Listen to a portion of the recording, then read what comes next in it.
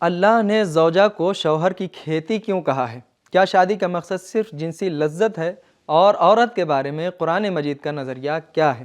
آئیے جانتے ہیں ان سوالوں کے جوابات کے بارے میں ہمارے آج کے اس ایپیسوڈ میں۔ بسم اللہ الرحمن الرحیم۔ محترم ناظرین، سلام علیکم۔ سبیل القرآن کے اس تفسیری پروگرام میں ایک بار پھر آپ کو خوش آمدید کہتے ہیں۔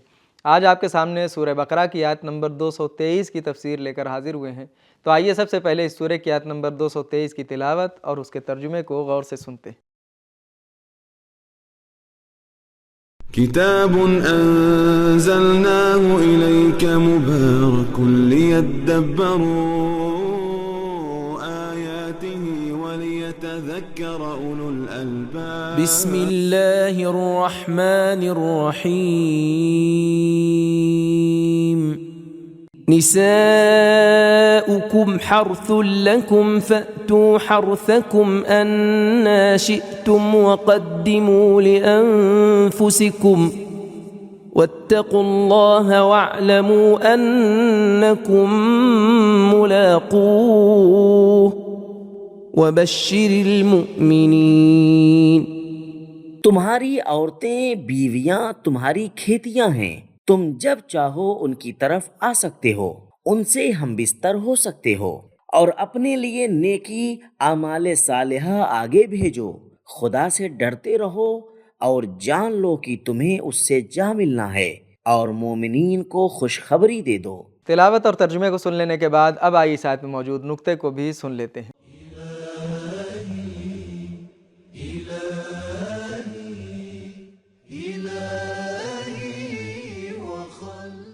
اس آیت میں عورتوں کو مزرع اور کھیتی سے تشبیہ دی گئی ہے۔ وہ مرد کے بیج کو اپنے اندر پرورش دیتی ہے اور پھر 9 ماہ کے بعد پھول سی اولاد اس انسانی گلستان میں اضافہ کرتی ہے۔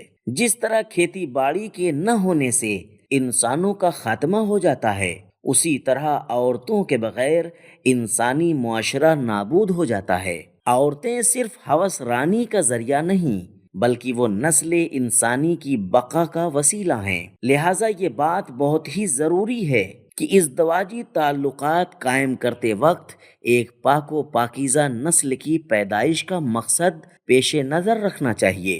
پاکیزہ نسل قیامت میں انسان کے لیے ذخیرہ ثابت ہوگی، لہٰذا شہوت کے عروج کے وقت بھی اس مقدس مقصد کو نہیں بھولنا چاہیے۔ واتقوا اللہ کا جملہ اس بات سے خبردار کر رہا ہے کہ ناجائز راستے سے جنسی لذت حاصل نہیں کرنا چاہیے۔ یہ بات ذہن میں رہے کہ تمہیں خدا کے حضور پیش ہونا ہے، لہٰذا ایسی روش اختیار کرو کہ کل خدا کے سامنے تمہیں شرمندہ نہ ہونا پڑے، بلکہ سرخرو اور سرفراز ہو کر اس کی بارگاہ میں ایسی اولاد اور ایسی نسل پیش کرو جو اس دن تمہارے لیے مجسم عمل صالح اور خیر و بھلائی کا موجب ہو۔ نقطے کو سن لینے کے بعد اب آئیے اس آیت میں موجودہ پیغامات کو بھی غور سے سن لیتے ہیں۔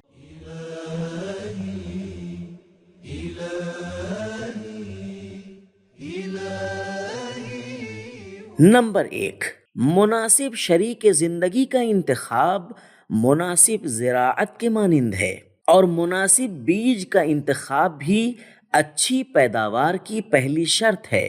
نمبر 2، پیداوار کے سلسلے میں بیج اور زمین کو بہت ہی اہمیت حاصل ہے، اسی طرح آنے والی نسلوں کے لیے شوہر اور بیوی کا کردار انتہائی اہم ہوتا ہے۔ نمبر 3، وقتی طور پر کچھ رکاوٹوں کے ساتھ ہی لمبے عرصے کے لیے فائدہ حاصل کرنے کی اجازت ہے۔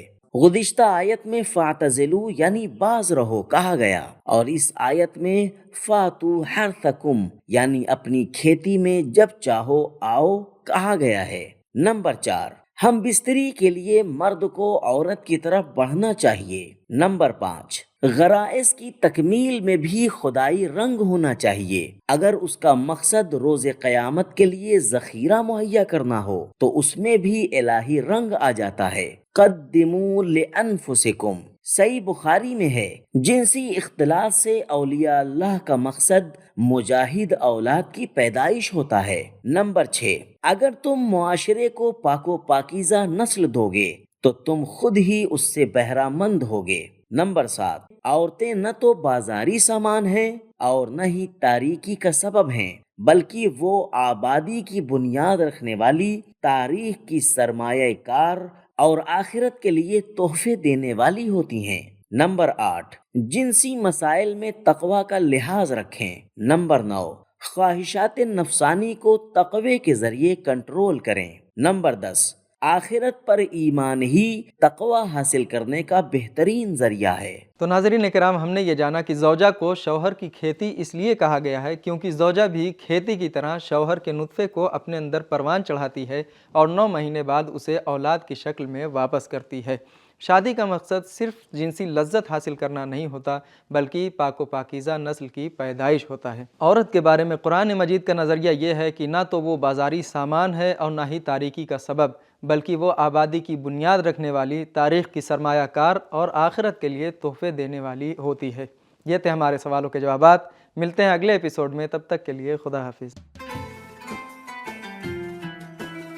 سبیل قرآن، قرآنی سماج کی پہچان۔